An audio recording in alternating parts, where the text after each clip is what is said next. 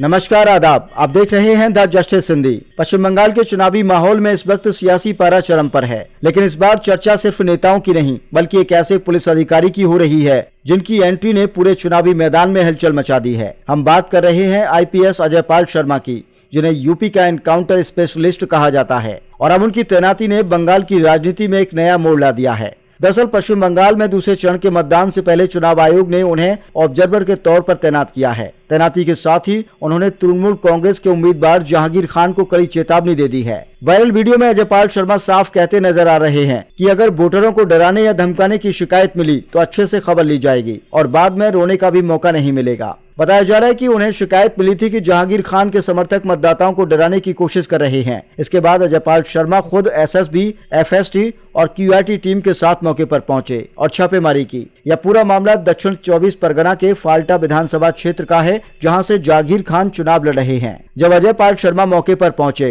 तो एक दिलचस्प स्थिति सामने आई। स्थानीय लोग जहांगीर खान के घर का पता बताने से कतराते नजर आए, जिससे यह अंदाजा लगाया जा सकता है कि इलाके में किस तरह का माहौल बना हुआ था। हालांकि उनकी टीम ने तलाश कर आखिरकार घर का पता लगा लिया और वहां पहुंचकर जांच की। इस दौरान एक और बड़ा खुलासा हुआ। जहांगीर खान को 22 कैटेगरी सुरक्षा मिली हुई है, जिसमें नियमों के अनुसार 10 पुलिसकर्मी होने चाहिए, लेकिन मौके पर 14 जवान तैनात पाए गए। इस पर अजयपाल शर्मा ने सख्त रुख अपनाया और स्थानीय एसपी को नोटिस जारी कर पूछा कि अतिरिक्त फोर्स क्यों तैनात की गई है। जहांगीर खान को ममता बनर्जी के भतीजे अभिषेक बनर्जी का करीबी माना जाता है। ऐसे में यह कार्रवाई सियासी तौर पर भी काफी अहम मानी जा रही है और इससे बंगाल की राजनीति का पारा और भी चढ़ गया है। अब जरा चुनावी स्थिति पर नजर डालें तो पश्चिम बंगाल विधानसभा चुनाव 2026 के पहले चरण में 23 अप्रैल को 152 सीटों पर मतदान हो चुका है, जिसमें छुटपुट घटनाओं को छोड़कर मतदान शांतिपूर्ण संपन्न हुआ। अब 29 अप्रैल को दूसरे चरण में कोलकाता समेत 142 सीटों पर वोट डाले जाएंगे। इसी संवेदनशीलता को देखते हुए चुनाव आयोग ने 11 ऑब्जर्वर तैनात किए हैं,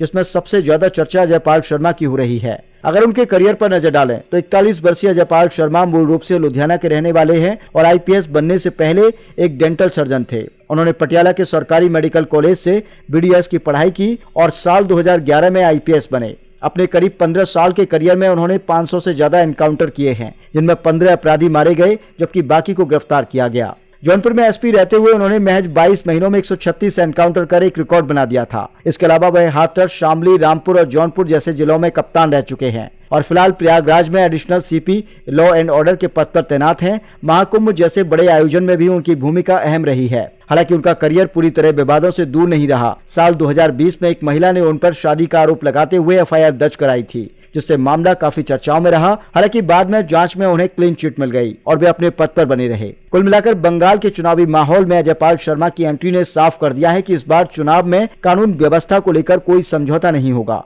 अगर किसी ने भी मतदाताओं को डराने या माहौल खराब करने की कोशिश की तो उसके खिलाफ सख्त कार्रवाई तय है।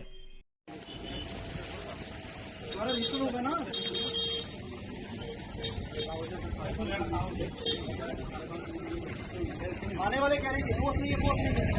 पर ऐसे कह रहे कि 10 लोग हैं यहाँ पे, तो कह रहे 14 लोग हैं यहाँ पे। तमाशा है क्या ये?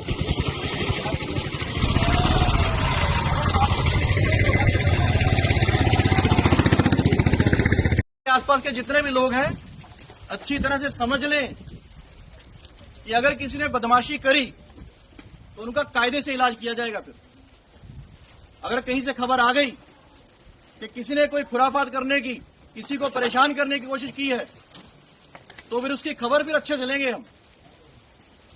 ये जहांगीर के घर वाले भी खड़े हैं, उसको बता देना कायदे से। ये बार बार जो खबरें आ रही हैं कि उसके लोग धमका रहे हैं, तो फिर अच्छे से खबर लेंगे। फिर बाद में रोना पछताना मत।